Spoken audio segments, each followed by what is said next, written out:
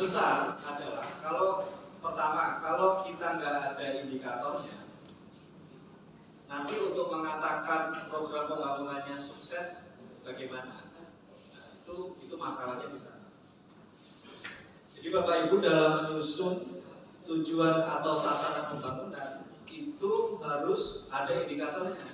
Di tingkat presiden ada indikatornya, di tingkat kementerian ada indikatornya, di tingkat pemerintah provinsi juga ada indikatornya, maka di tingkat desa juga harusnya ada sasaran pembangunan desa ini indikatornya apa. Memang kita punya tantangan terutama karena berarti kan harus ada indikator kalau di tingkat desa ini apakah BPS punya atau tidak, itu memang tantangan kita seperti itu. Nah maka ya coba digali kira-kira apa yang bisa menjadi indikator kinerja terkait tujuan atau sasaran pembangunan desa. Karena kalau Bapak Ibu tidak ada indikatornya, terus mengatakan kesuksesan pembangunannya seperti apa? Kalau gagal bagaimana? Jadi kita nggak bisa bilang gagal karena nggak ada indikatornya. Tapi nggak bisa bilang sukses juga karena juga sama-sama nggak ada indikator. Jadi harus ada indikator kinerja di tingkat tujuan atau sasaran. Kemudian di tingkat kegiatan itu indikatornya hanya berupa satuan paket.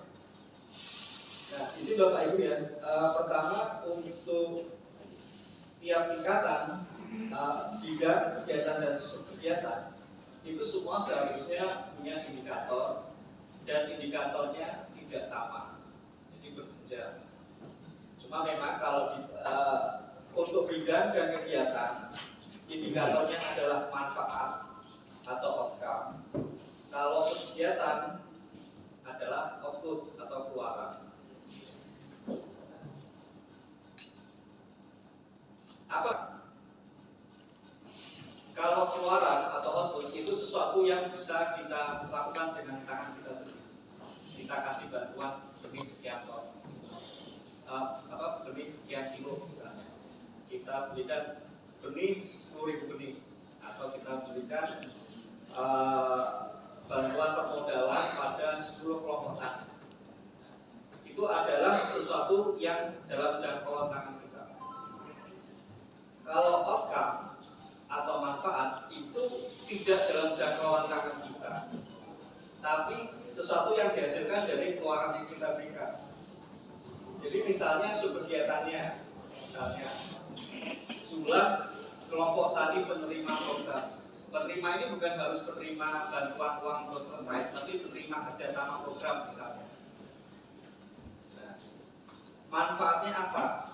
Misalnya kegiatan, manfaatnya apa? Outcome-nya, indikatornya. Misalnya ton hasil panen, ton beras misalnya, atau berapa kuintal jagung misalnya, kuintal telur ayam, atau berapa ton atau kuintal daging ayam. Jadi jumlah kelompok tani penerima programnya bisa kita kendalikan. Mungkin bantuan jumlah anak ayam bisa kita berikan. Tapi nanti ketika sudah besar dan dijual berapa kilo yang dihasilkan, kan bukan kita yang pelihara, tapi peternak. Sehingga itu manfaat. Jadi gitu ya Bapak Ibu ya. Subkegiatan itu adalah sesuatu yang bisa kita kendalikan. Jumlah penerima bantuan, jumlah penerima manfaat, jumlah benih ayam yang diberikan, jumlah benih tanaman yang diberikan, atau jumlah kelompok tani yang diikutsertakan dalam program. Sementara kalau kegiatan dan bidang indikatornya adalah manfaat. Manfaat itu bukan kita tidak bisa kendalikan. Jadi berapa ton hasil panennya, atau berapa jumlah butir telurnya atau kuintal jeruknya. Masalahnya adalah seluruh desa uji petik pada triwulan 1 belum menganggarkan minimal 20% pagu dana desa untuk kegiatan ketahanan pangan melalui penyertaan modal ke BUMDes. Penyebabnya tidak terdapat BUMDes yang memiliki unit usaha di bidang pangan, sehingga masih diperlukan proses persiapan dan pembinaan untuk menambah unit usaha baru. Nah, kalau saya memeriksa BUMDes di kabupaten lain, masih di Bangka Belitung, itu memang sebenarnya kalau saya tanya-tanya lebih dalam, kadesnya semua bilang ke saya mereka nggak percaya dengan kemampuan BUMDes.